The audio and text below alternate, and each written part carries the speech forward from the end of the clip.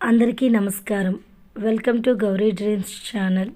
మొదటిసారి ఈ ఛానల్లోకి వచ్చిన వాళ్ళు దయచేసి సబ్స్క్రైబ్ చేసుకోండి.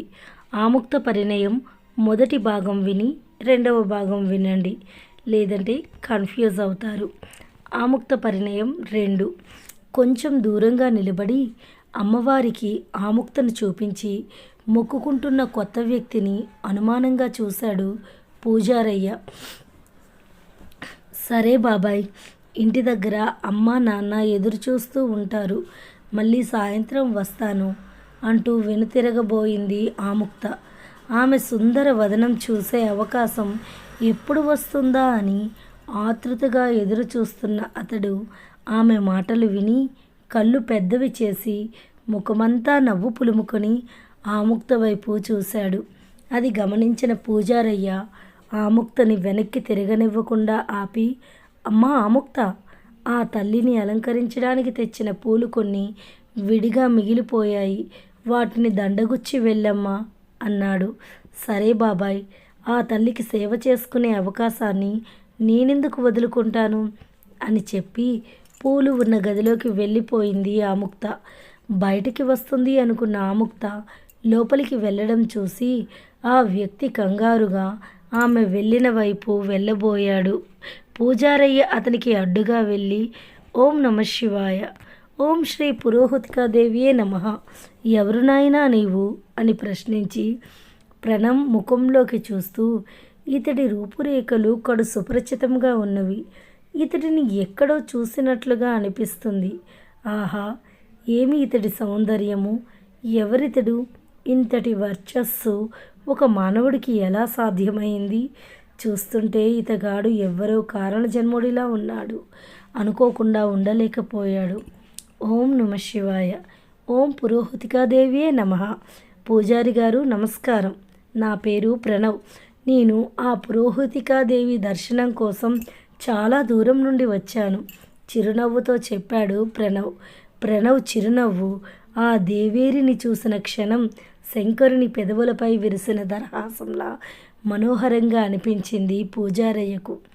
అయితే అంతలోనే ప్రణవ్ ఆముక్తను దొంగచూపులు చూడడం జ్ఞప్తికి తెచ్చుకొని, ఆ తల్లిని దర్శించడానికి వచ్చి దేవీ దర్శనం చేసుకోకుండా అటువైపు ఎందుకు వెళ్తున్నావు నాయనా అన్నాడు అనుమానంగా. పూజారి గారు, ఆ తల్లిని దర్శించడానికి వచ్చిన ఈ ప్రణవుడిపై అంత అనుమానం భావ్యమా చెప్పండి? జనసందోహం అధికంగా లేదని ప్రదక్షిణ చెయ్యడానికి వెళుతున్నాను. యాని కానిచా పాపాని జన్మాంతర కృతానిచ తాని తాని ప్రణశ్యంతి ప్రదక్షిణ పదే పదే అన్నారు కదా అని ప్రణవ్ చెప్పడంతో అతనికి ఏమని చెప్పి ఆపాలో తెలియక అడ్డు తప్పుకున్నాడు పూజారయ్య. ప్రణవ్ చిరునవ్వుతో శ్రీ పురోహితికాదేవియే నమః అని జపిస్తూ ముందుకు కదిలాడు. పూజారయ్యకు చెప్పినట్లే ముమ్మారు ప్రదక్షిణ చేసి ఎవరూ చూడకుండా ఆముక్త వెళ్ళిన వైపు వెళ్ళాడు. అక్కడ ఓ గదిలో మంద్రంగా మధురమైన స్వరం వినిపించింది ప్రణవ్కు. ఆ స్వరం వినిపించిన వైపు వెళ్ళి అక్కడ ఉన్న కిటికీ ద్వారా లోపలికి చూశాడు ప్రణవ్.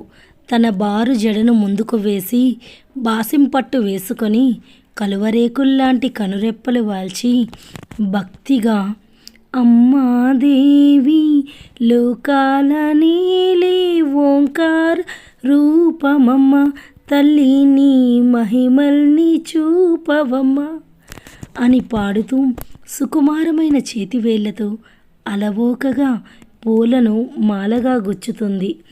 ఆముక్త చేస్తున్న ప్రతి పని ప్రణవ్కు ఒక సుందర దృశ్య రూపంలా కనిపించింది. ఆమె అతడి కంటికి కావ్యకన్యలా అనిపించింది. అతడు వెంటనే తన సంచిలో నుండి ఓ పుస్తకం తీసి తాను చూసిన సుందర దృశ్యానికి చిత్రరూపం కల్పించాడు. చిత్రం పూర్తి చేసి తలెత్తిన ప్రణవ్ ఎదురుగా ఆముక్త లేకపోవడంతో కిటికీలో నుండి లోపలికి చూస్తూ గది మొత్తం వెతికాడు. అప్పుడే ప్రణవ్ భుజంపై చిన్నగా తట్టి, ఏం కావాలండి, దేనికోసం వెతుకుతున్నారు అంటూ ఓ మృదు మధుర సుపరిచిత స్వరం అతని చెవిన పడింది. ఆ స్వరం వింటూనే ఆనందంగా వెనక్కి తిరిగిన ప్రణవ్ ఆముక్త తనకు అంత దగ్గరగా ఉండడం చూసి ఆనందంతో తబ్బిబ్బైపోయాడు. ఏం కావాలి, దేనికోసం వెతుకుతున్నారని అడుగుతుంటే జవాబు చెప్పకుండా ఎందుకు ఆ దరహాసం? ఆముక్త మళ్ళీ అతన్ని పిలిచి అడిగింది.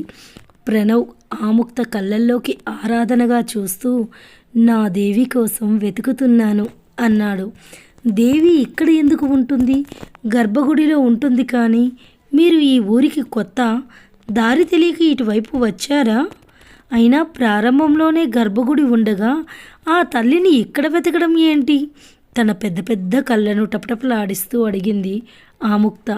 అంత ముద్దు ముద్దుగా అడుగుతున్న ఆముక్తను ఆ క్షణమే పెళ్లి చేసుకొని శంకరుడు ద్రాక్షాయిని వివాహం చేసుకొని కైలాసానికి తీసుకుపోయినట్లుగా తన వెంట అరుణాచలం తీసుకెళ్ళిపోవాలి అనిపించింది ప్రణవ్కు. మాట్లాడకుండా నవ్వుతూ తన వైపే చూస్తున్న ప్రణవ్ను అసహనంగా చూసి అక్కడి నుండి వెళ్ళిపోయింది ఆముక్త.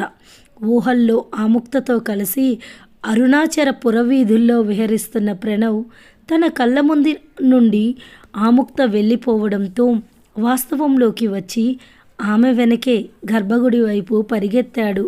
వెళ్ళొస్తాను బాబాయ్, ఇప్పటికే ఆలస్యమైంది, ఇంటి దగ్గర అందరూ ఎదురు చూస్తూ ఉంటారు అని చెప్పి వెనుదిరిగిన ఆముక్త ఎదురుగా వస్తున్న విశ్వనాథన్ చూసి చెప్పాను కదా బాబాయ్, అందరూ ఎదురు చూస్తూ ఉంటారని.